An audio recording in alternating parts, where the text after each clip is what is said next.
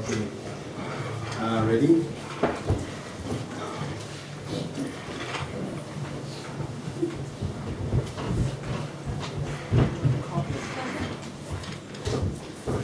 We are reading stanza 7. He or she will accord respect to the bodhisattvas aspiring to full awakening. Such individuals who are wise in the ways of the profound and the vast, progressively they shall attain the level of the thoroughly joyous. So those who wish to seek this level, pray, listen to this part. Thoroughly joyous is the first ground, first bhumi. Thoroughly joyous is the first bhumi. And keep in mind that with the translation, of course, to be translated is not an easy task. And in the first, yeah, that's fine. The first level, page 1, the first bhumi, they're thoroughly joyous. Thoroughly joyous. And what it says here is stanza 7, page 7. Progressively, they shall attain the level of the thoroughly joyous. Gade. When you go to Paragate Padu seeing, that is the thoroughly joyous, the first bhumi, thoroughly joyous. And so down the line, say some of the bhumis, the labels of the bhumis, the names of the bhumis, the translator have translated in 2 different ways. So these we have to be mindful, otherwise it's fine. So those who wish to seek this level, pray, listen to this part. It is only through wisdom of emptiness that you can progress yourself, and eventually from Gade, eventually see emptiness non-dualistically directly, and then you reach the thoroughly joyous bhumi. Okay, so this is the reward that you going to get through this wisdom of emptiness. That all these progressions can happen only with the wisdom of emptiness, pushed by the bodhicitta. So those who are aspired to see this, to get this benefit, you should. So those who wish to seek this level, pray, listen to this part, right? Okay. So what I like to say is that we should be very one. We all have the potential. We all have the potential to experience the greatest of the happiness, which is the happiness of the enlightenment. 1. Number 2, to achieve that greatest of the happiness, we should be kind towards ourselves. We should be kind towards ourselves to give this happiness towards yourself, ultimate happiness. 1. Kind towards ourselves to give this greatest happiness towards yourself. The potential which is within you. 1. Then how to be kind? By being wise. By being wisely following which path can actually give me this happiness, not just fall prey to some illusions. So, 1 is be kind to yourself, by not underestimating yourself. Number 2, by being wise, wisely following the path. These 2 things are so important. Okay, so the next point, the non-arising of all things and events. Now, given that this wisdom of emptiness is so precious, this is the final panacea to all our problems. Final panacea, final anodyne to heal all our problems. So, the question, what is this wisdom? By the very definition, the wisdom is a mind. The wisdom is the mindset whose apprehension of the object tallies with the reality. The next question, what is the reality? What is reality? So the reality, as indicated by the Buddhist Shakyamuni, the 3rd seal. Everything is of the nature of emptiness and selflessness. So what is emptiness? What is emptiness? What is selflessness? What is ultimate reality? This is the question. Okay. So to explore this, let's turn to this book, page 86.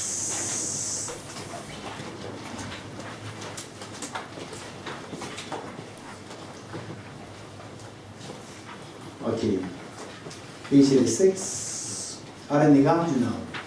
So, Acharya Chandrakirti is going to explain the ultimate reality, emptiness,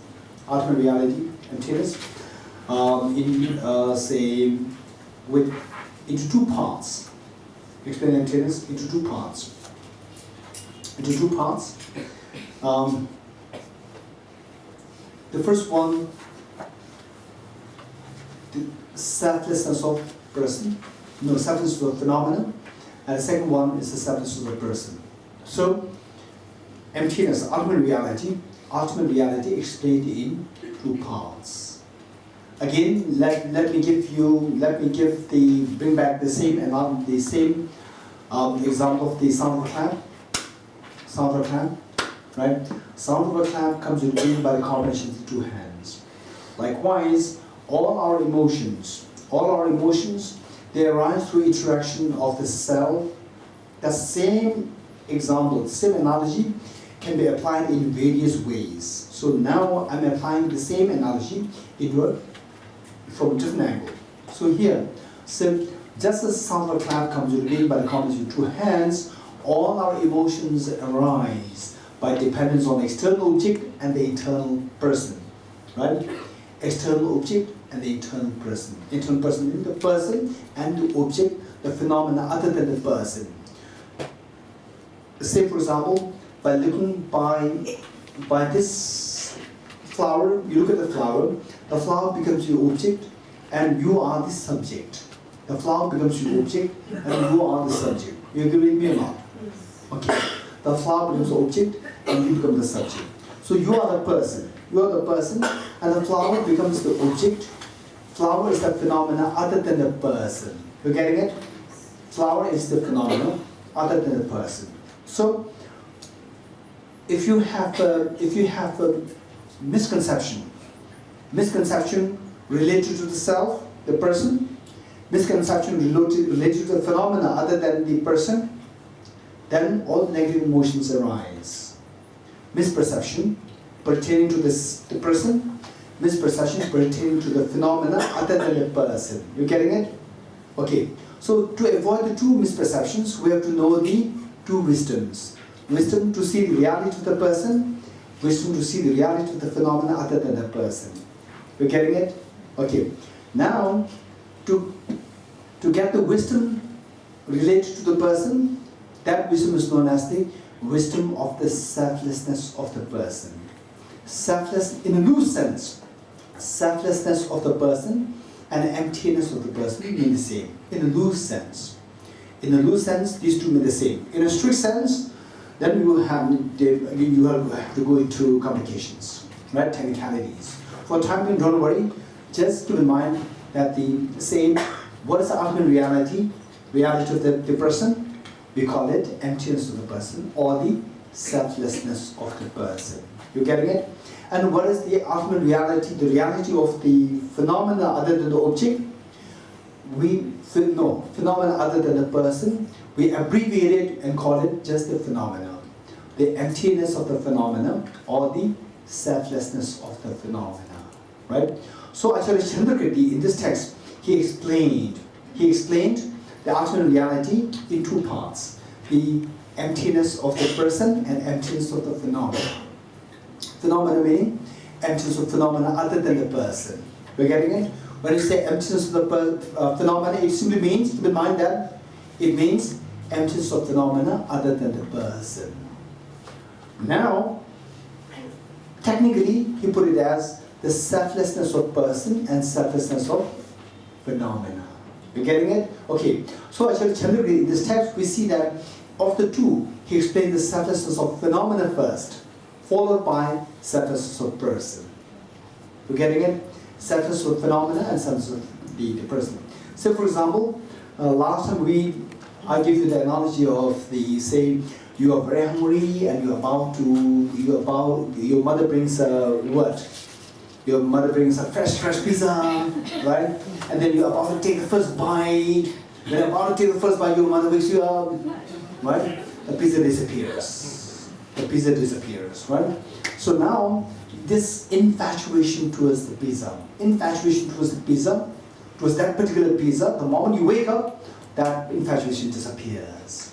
Because of realizing that this pizza is not real pizza, it is empty of reality. It is just coming from the mind.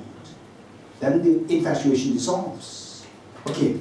Likewise, that dream pizza was the phenomena or the person?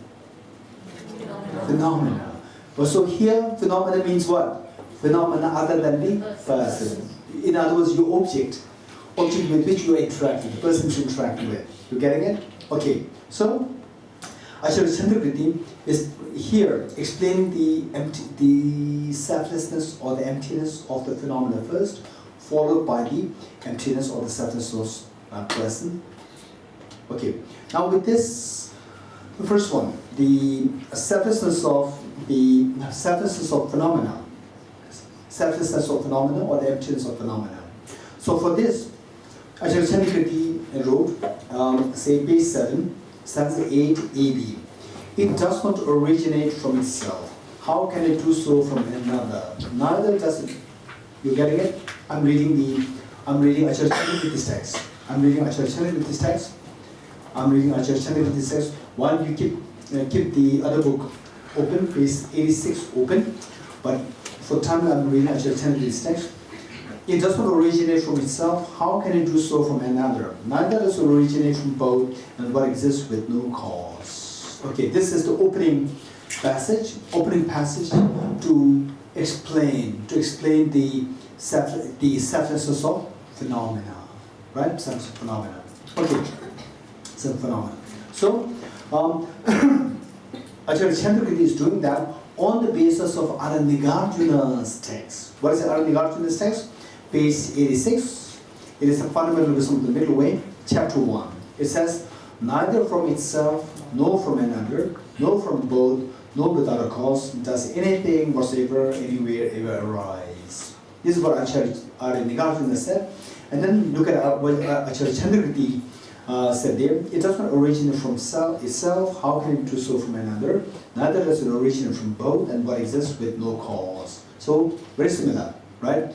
So in fact, Acharya Chandrakirti's, this text is a commentary on Aranigarjuna's text. So, commentary. At the same time, commentary, there are two kinds. One, word-to-word explanation, and the other one is the meaning interpretation. Without going to the word-to-word explanation, just take out the gist and then explaining. So this falls in the second category.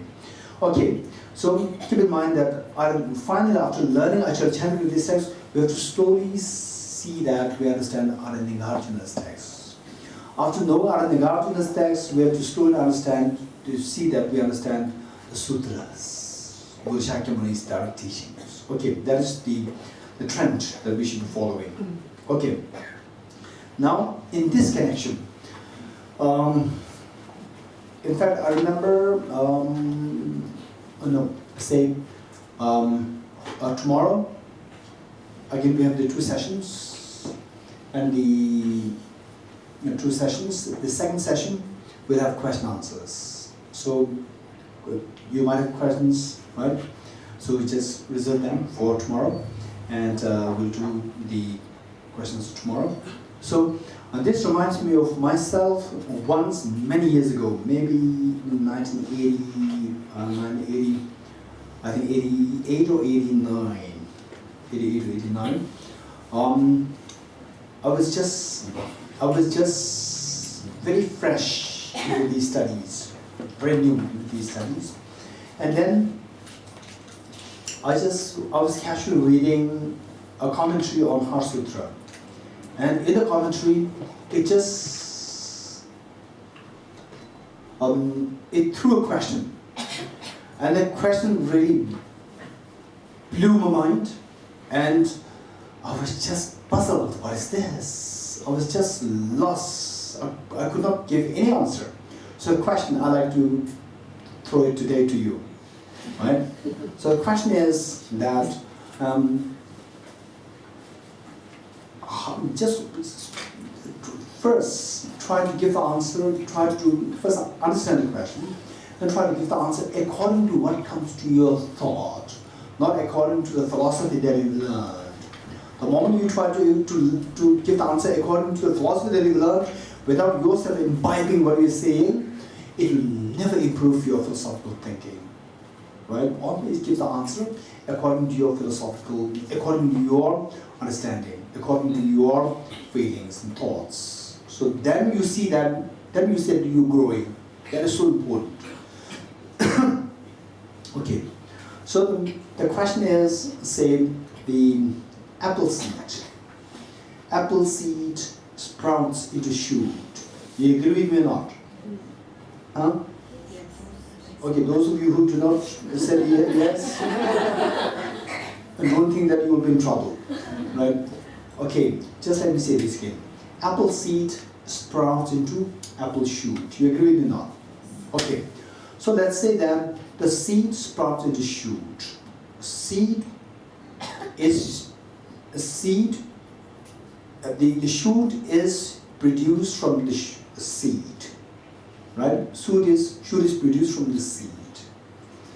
Okay, then seed is there, which is the producer. What is produced is the shoot, and this act of production is the one which connects the two. Agree with me or not? Yes. Good. The next question: where is this production? Production, does it exist or not? Without it existing, the shoot cannot possibly come into being, right? So this production, this phenomena of the production should necessarily exist. If it exists, the question arises, where does it exist? Does it exist in time or it exists outside the time? It should exist in time, right? Time, there should be only the time of the seed or the time of the shoot. There's no time in between the seed and the shoot, right? So the production, does it exist? The act of producing. Does it exist at the time of the seed or at the time of the shoot? If it is at the time of the seed, there's a problem. If it is the time of the shoot, there's a problem. If it's the time of the seed, what is being produced? Right? Something is produced. Without there something, produced makes no sense. So the shoot is not there. Without the shoot, producing, the act of producing makes no sense. Then at the time of the shoot, is already to produce. What's the need of the production? So where's the production then? So this was the question posed there in the book. And I was so fascinated. More than fascination, I was so lost. And the whole reality started to shake. In this, maybe I was age 20, 21. I was just thrown into pieces. So now what's the reality? Where's the reality? Where's the production? Where is this phenomena of the producing? Where is it? I was just torn apart into pieces, and then it was a big, great disturbance in my mind. Right? Okay, this question. So hopefully tomorrow someone will come with the answer. So with this in mind, Arunnagarjuna came up with this, the analysis known as the analysis of the tetralemma analysis. The fourfold analysis. Tetralemma means the fourfold. Tetralemma analysis, where it says that this seed giving rise to the shoot, it does not originate. Now I'm reading from stanza, the Acharya Chandrakirti's text. I'm reading Acharya Chandrakirti's text. It does not originate from itself, meaning, say, the seed and the apple shoot. Seed and the apple shoot. Apple shoot does not originate from the apple shoot itself. Apple tree, let's say. Apple tree does not originate from apple tree itself. How can it do so from another? How can it do so? How can this apple tree be produced from another? It is not from the self, not from another unrelated, from unrelated. Say, how can the apple shoot arise from mango seed, which is unrelated another phenomenon? Neither does it originate from both meaning from itself as well as from another. So that is also not possible. And what exists with no causeless production is also not possible, right? So when you look at the, say for example, how many of you have seen rice growing in the field? No one? Okay. How many of you have seen say flowers growing? Good? Okay. How many really seen the flower like this and slowly like this? right? Maybe in few days time you saw that. And then in movies, or say some of the documentary films, they can just speed up the, what do you call it, fast forward. By fast forwarding the screening, then you will see the flower in the form of seed, like this, and then like this. Okay, so this is actually what happened. What happened, right? Okay. Now let's say that this flower, imagine that this flower from the seed, it germinates like this, just in few seconds it grows like this. It's so visible then. It's so vivid, it's so visible to our eyes. So this production, so this seed, it produces the flower. So this production, the phenomenal production, when you look at it, how does it appear to your mind? Does it appear to your mind? Does it appear to your mind like, oh, it is my mind? How many of you, by the way, how many of you watched a movie in a movie theater? Right? Okay. So say when you watch movie, by the way, I don't know. So say movie theater. Say you are watching a movie now. So on the screen you are watching movie, and movies actually coming from where? Huh? Where's the projector? Behind. Okay, which means I'm happy. I thought Singapore might have again a very developed version of projector. I was a little scared. Okay, so the projector is behind you. So let's say you are watching a movie not on the projector. You are watching the movie on the opposite side of the projector. And the movie is not coming from the screen. You are watching the movie on the screen, but the movie that you are watching is not coming from the screen. It is coming from the projector behind you. Right? Behind you. So likewise this production, the seed which produces this flower. So this phenomenal production, when you look at it, imagine that you're seeing this seed just germinating and flowering. So this flowering, this phenomena of the production, when you look at it, do you see that as though like you're watching a movie, your mind is the projector, your mind is constantly creating it and creating the germination? Oh no, your mind, it's not like that. It's from the air, it's germinating. So which of the two do you see the flower germinating? Which of the two ways? Your mind has the projector, or your mind not as a projector? Not as a projector. Okay, your mind, you see that as independent of your mind. So that is known as objective existence. That is deceptive. Now the question arises, if this is deceptive, how do we know? Okay, this should be very clear in the mind. This should be very clear in the mind. Only if this is very clear, then we can follow the following analysis, right? Inquiries. Okay, let me say this once more. Like this flower. When you look at this flower, germination, the production, Acharya Chandrakirti is picking up the production as the analysis. So let us take the flower as the analysis, objective analysis. Once we are very clear with this, then we can shift to the production. Then it becomes easier. Same, the flower.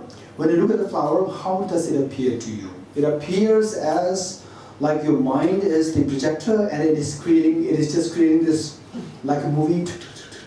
Or, no, it has nothing to do with my mind. It is there and coming to my mind. Which of the two? The second one. Which is the second one? It is there and coming to my mind. This is known as, it is there from the object and coming to my mind, the subject. Okay, this is known as the objective existence. Perception of the flower to be objectively existent. And this is the deception. And this is responsible for trapping us in samsara. This is responsible for trapping us in samsara. So, what is the difference between, okay, let's say, in my right hand, there's a bunch of flowers. What's the color of the flowers? Huh? Pink. Okay, let's say pink. Pink one. And then to my left hand, what are the colors? The color of the flower? To my left hand, what's the color of the flower? Huh? Imagine a flower. Imagine a flower. Imagine again the same jar with the yellow flowers, right?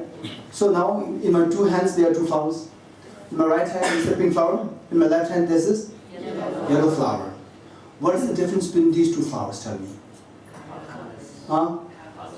What's the difference? What color? In what way the color is different? Huh? Huh? Oh, there's a flower there. There's flower. Wow. There's a flower in my left hand. There's no flower. There's a flower. There's no flower in my left hand. There's no flower, right? Okay. I asked you to imagine. I did not say that there's a flower there. I asked you to imagine a flower, right? So one is okay. So what's the difference between the two flowers? One is real. One is real and one is imagination, right? The yellow flower is imagination, and the pink flower is the real flower, right? What is the difference between the imaginary flower and the real flower? In a loose sense, without going to philosophy, the real flower exists objectively. There's something tangibility there.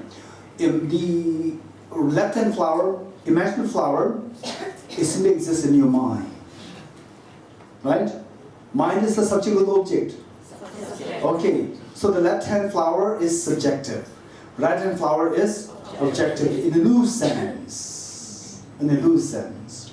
So now, in reality, all phenomena exist like the red flower or the yellow flower. Yellow flower. All phenomena exist like the yellow flower coming from the mind. But we, on the contrary, we see them as objectively real, like a pink flower, objectively real. You're getting it? Okay. So with this, now with the flower, once you're able to know that, okay, so the flower can exist, the flower seems to be existing from the object. But this, what we learned is that it's wrong. But how is it wrong? How is it wrong? Right? Okay, so for this, why the tenet system studies is so important is because I'll give you one clue, right? I'll give you one clue. That, say, this concept, this is like dream.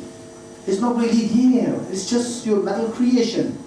To know this, to get conviction in this, we must take steps. One of the steps is that for something to exist, we believe that our chronic belief, our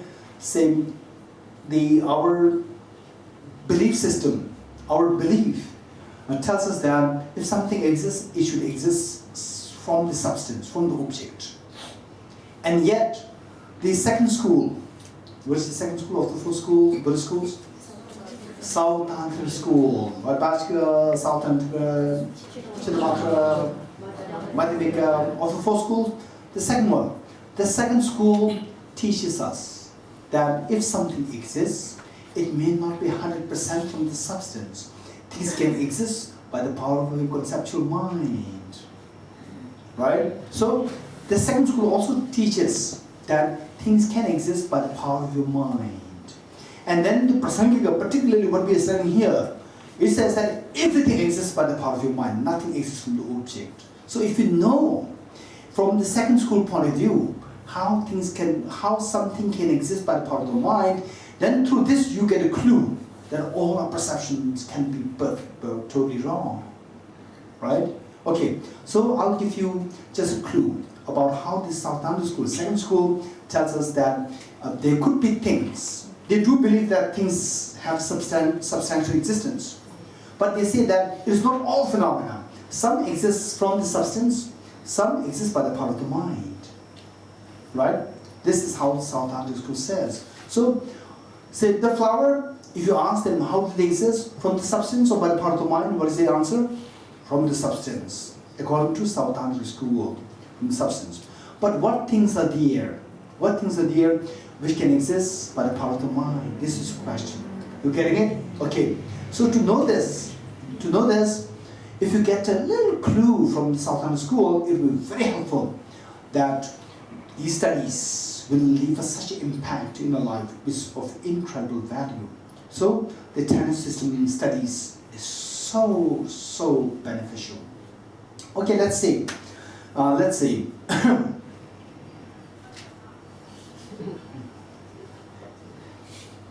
Okay.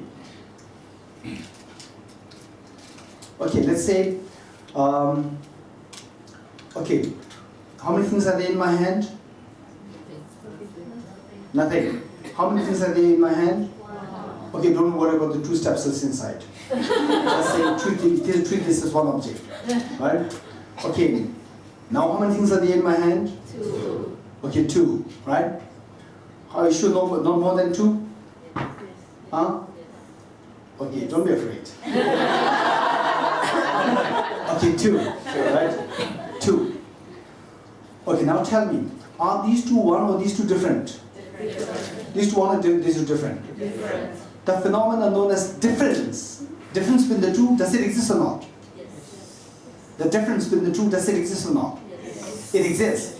It exists inside my hand or outside my hand? If the difference exists outside my hand, then this should be 1. In my hand, this should be 1. Right? So it should be inside. And the difference is, which is the difference? Is this the difference or this is the difference? No. So, this is not the difference, 1. This is not the difference, 2. And difference is there, 3. There are 3 things. Right? Okay, now look. But if you go to a market, if you go to a shop, and ask, there are 3 things there, they will send you to medical hospital. Right? They will, no doubt they will send you to medical hospital. So, we say that there are 2 things. Still you have to stick to saying, stick to saying that there are 2 things there. So what is the basis on which you are saying that there are 2 things there? There are 2 things which are substantial.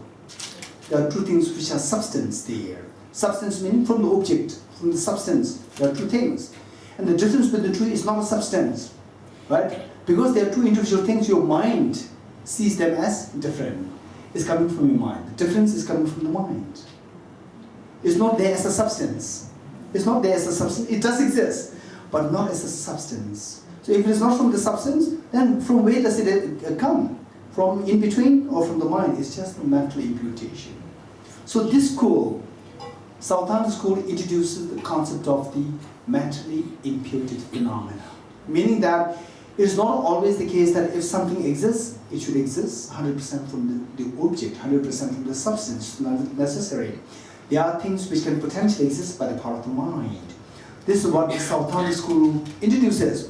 Now with this Prasangic Madhyamik, which we are studying now, they say that not only few phenomena, everything that exists by the power of your mind, including the production, the phenomena of production. Okay, now let us analyze the phenomena of production. Say production meaning the apple seed producing apple shoot or apple tree. Apple seed give rise to apple tree. Okay, so this production, so this apple tree, is it produced from the apple tree itself? Apple tree, is it produced from the apple tree itself? Okay, let's say 2015 is the apple seed, 2016 is the apple tree, let's say. So, apple tree of 2016, is it produced from the 2016 apple tree itself? No. Because produced means it was initially non-existent and then it comes into being by the help of the cause. So if it is produced from itself, then it should be the cause of itself. If it's the cause of itself, then it should be already existing at the time of the cause. If it is already existing at the time of the cause, then what is the job of the cause? Right? So all these discussions will be happening down the line. Don't worry. So what is being discussed is that if the apple tree is not produced from the apple tree. So apple tree is produced from what? From itself or from another? From another what? The apple seed. Okay, so we will say that apple shoot arises from the apple seed. And the apple seed is other than the apple tree, right?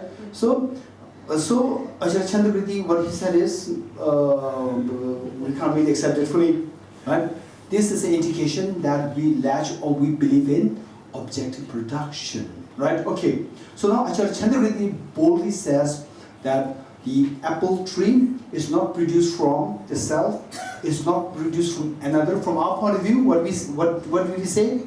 It is produced from another. But don't forget it. What did we say? It is not produced from the self, but it is produced from another, right? And in fact, the advocates of this mode of production from another, it is widely common and popular, right? So Acharya Chandrakirti rejects it. Okay, how reject it? Before rejecting it, we have to have this conviction that, oh, no doubt it is produced from another. Or how many of you believe that apple tree is produced from another? How do you think? How many of you think that the apple tree is produced from another? Another? Okay, just listen. Don't be hesitant. Okay, good. Okay. Okay. So only if you think wholeheartedly think that it is produced from another, right? Then when the rejection is done, you will feel that, oh, that's true. So I can't really defend my position anymore. So once you see that your position cannot be defended anymore, then you lose the concreteness of the production. The objectivity is released, right? Okay, so let's say it does not originate from itself. How can it do so from another? Right? So some teachers, some philosophers, what they do is that they put it so easily. So I would say it does not originate from itself. How can it do so from another objectively existent phenomenon? Right? So if this is how I interpret it, then it becomes easy. Then you can know. If you do like this, it will not really help us to reject objective existence. Then it will not really help us to understand the dreamlike nature of phenomena, right? So therefore, it should be done very literally, right? How can I do so from another? Just leave it like this. Don't add objectively existent another, right? But if this class is only for one day, I will do it objectively existent another, right? Otherwise, you think that, oh, he ran away because he could not explain this. Right? Okay, since that I have several days, I'll keep it like this, right? It does not originate from itself. How can it do so from another? Now, if the two are rejected, and at the same time hold on to your belief, right? Hold on to your belief. If the two sides are rejected, then someone will say, oh, it is produced from itself as well as from both, is easier to be rejected. Do you agree with me? Then, rejecting causeless production. Without any cause, things randomly come in being. That is easier to be rejected. Anyway, each of them will be rejected separately. Okay, with this, now let's turn to, say, arising from itself. The first, in fact, instead of arising from itself, is, let's say, rejecting, that, just add, rejecting arising from itself. The first alternative. Rejecting arising from itself, rejecting arising from itself. So add this. Okay, rejecting, we just add this word rejecting, then arising from itself, the first alternative. Okay, A, C, and D. If it originates from itself, it will have no properties at all. Instead of properties, so what I would suggest is that when I give the choices, of the translations, of the vocabularies, but you just, instead of just erasing fully, you underline this and then give the words. It will have no purpose / benefit at all. Benefit or purpose rather than the properties. Okay. If it originates from itself, it will have no purpose or benefit at all. Say, for example, say I like to enjoy Alfonso mangoes. Seems like Alfonso mango is not so popular. Right? Okay. Let's say I like to enjoy Alfonso mangoes.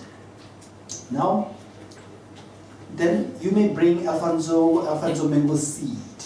Seed? Oh, this is Alfonso mango seed. Although we don't have Alfonso mango here, but Alfonso mango seed we have. Then what do? Because I like to have the Alfonso mangoes, I plant the seed. Right? Plant the seed. If the Alfonso mango is already there, then why should I put effort of planting it? Right? Okay, so the thing is that if it originates from itself, means if the result is produced from itself. So what is cause then? If it originates from itself, means if it arises from itself, say there must be a cause from which the result arises. So there should be cause and the result. Yes, no? Yes. Very good. If the flower arises from itself, what should be the cause, what should be the result? The flower as the result should arise from the flower itself as a cause. Likewise, can you imagine the cause and effect as the same object? Can you imagine that? No. If these two things are the same thing, then why should it arise? There's no need for arising, right? And the purpose of the cause is to help to give rise to the result. If the result is always there, then what help is required? The result is already there, right? So it says A, C, and D. If it originates from itself, then there's no purpose. There's no benefit. It will have no benefit of arising. There's no purpose of arising the result. Moreover, it is illogical for that which had already arisen to arise again. If something's already arisen, right? Arisen, so the same thing arising again makes no sense. Does it make sense or not? No sense, or it does make sense? We should give reason. Okay, reason. Okay, say the same thing which arose, the same thing arising once more. Does it make sense or it makes no sense? No sense. It makes no sense, makes sense. Right? That it doesn't make sense, it is true. Okay. Now,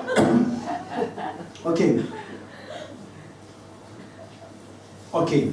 Number 9. If one conceives, so this is rejecting the production from the self. Production of self is rejected, right? And then after that, then production from another will be rejected. Production from another, that's the lengthiest section. That is the most difficult part. Rejecting what? Production from another. Because you accept it. You accepted what? Production from another. So that's the most challenging part. Okay, first let's go through this. 9.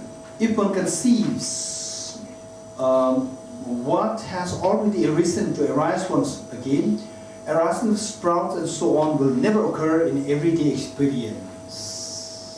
Okay, so what we do is that just try to follow the reasons, follow the rationalities, right? And then in the process, we are actually activating our brain and actively exercising our mind. Because our mind, generally speaking, our mind has never been active in this kind of line of reasoning. So this line of reasoning is so helpful in keeping our mind very active, right? Okay, so this kind of, even for your own benefit, when you grow older, then you don't suffer Alzheimer's, study this. Really, study this, you see that Alzheimer's will not attack you. Because this will keep your mind very active in a very different way, right? Otherwise, people tend to suffer from Alzheimer's as they become older. Okay, so even for that purpose, okay. So try to follow the reasons. If you understand the reason, good enough. Then next time again read it, and then it will become stabilized.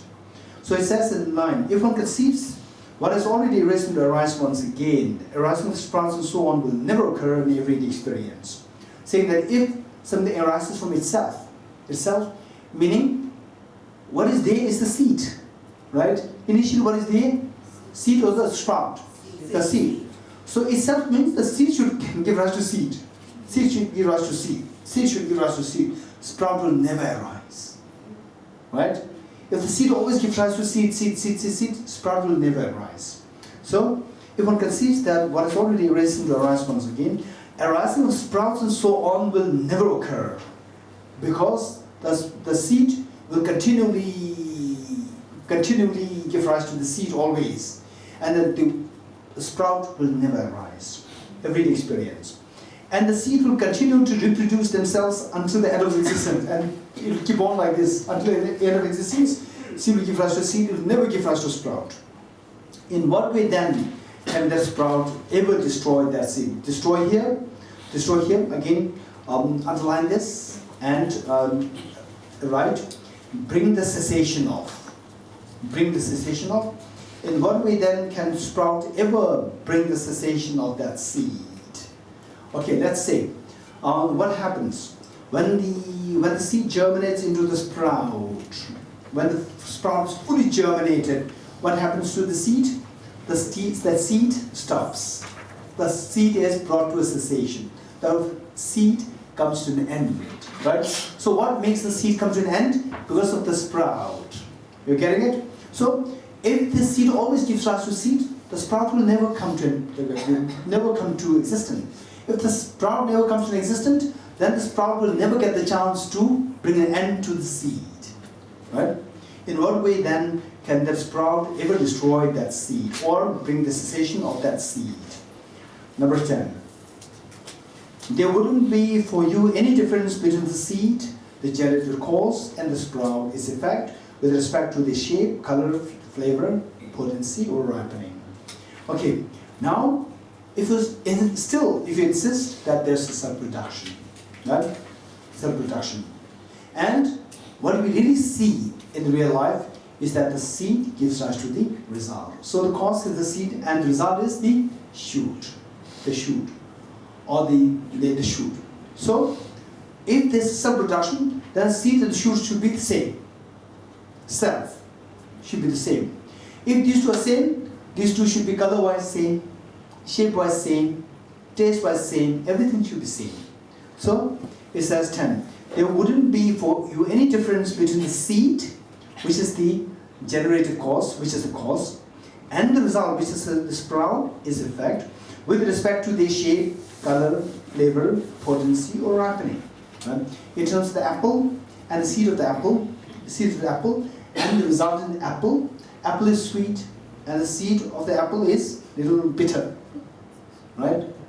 Bitter, and the color-wise, the seed of the apple is brown, black, and the apple is different colors like red, golden, whatever, right?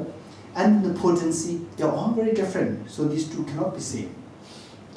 If it is line 3, if it is true abandoning the seed's own essence, which was there first, that it assumes a different essence, how would it then possess any reality at all, then add of the cause, at all of the cause. Of the cause in bracket, of the cause in bracket. So in the bracket is more like annotation. When I say in bracket, it is more like annotation. It is not in the root text. It should be the commentary. Okay, so now if you insist, if you say that if it is true that abandoning the seed's own essence, the seed, its essence is abandoned, then the sprout's essence come to being. Own essence, which was there first, that it assumes a different essence, which is the result or the sprout. Then these two are different. Or how can you say that it is produced from the same? Right? If you say that the essence is the same, if you say that there's a sub-production because the essence is the same, and the seed, it abandons the causal nature, and it assumes the resultant nature. Essence is the same. It's like the gold, right? The gold statue of a demon. You reshape it into a gold statue of Buddha, right? The essence is the same. the same material changed into the Buddha, right? So likewise, the essence is the same. So the seed, it changed into the sprout. So if this is how you say, still we see that shape-wise is different. Shape-wise is different. Color-wise is different, right? So because they are obviously they are so different. So how can it is a self-production? Okay. So now, with this, what I'd like to share with you here is that, see, the advocates of the self-production. Advocates of the self-production, we have to know how they say. It is very much like the geneticist now. Geneticist, right? Genetic engineering. So they say that what the child is going to be like is totally determined in the gene, right? In the gene. So likewise, very much like that, the advocates of this production from the self, they say that the apple tree, which is going to be grown after 10 years from this tiny apple seed which I'm going to plant today. So that seed has the apple tree inside it. This is how the advocates of this production from the cell, they believe that within this tiny seed, apple tree which is going to grow eventually, that's actually there inside it. But it is in the non-manifest state. Non-manifest state. So what was there already, it comes out. So for example, in TBC, if you are just standing on the opposite side of the street, and Jimbala comes out, right? Jimbala comes out. Oh, so when Jimbala comes out, now, oh, Jimbala must be there or there before he came out. Yes, no? Yes. Without him inside here, how can he come out? Right? Likewise, without the tree inside the seed, how can it come out? Without the apple tree inside the seed, how can it come out if it was not inside it? So this was the logic, right? Jimbala, without him inside the seed, how can it come out? Likewise, the apple tree, without being in the seed, how can it come out? So therefore, it was there, but it was in the non-manifest form. So by creating the conducive factors, what you did was that you simply made the non-manifest tree into a manifest tree, right? So the manifest tree came from the non-manifest tree. It's the same tree, right? So this is known as the self-production from their point of view. Krishna, they are not talking about potential, right? No. Yeah, it's totally different. Yeah, potential is not the tree, right? They really literally mean it. that things are in the so just don't forget this Jimbala example. Without Jimbala inside and Jimbala outside, it's the same Jimbala, right? One is potential, one is a real Jimbala. No, it's the same Jimbala. So how come that someone who is not inside come out? How come that this tree without inside, how can it come out from this? So one which was inside was the non-manifest form, one which has come out is the manifest form. So the same tree in the non-manifest form that produced the manifest tree. So it's a self-production. Okay, we'll stop here. Okay, dedication we will do during the next session.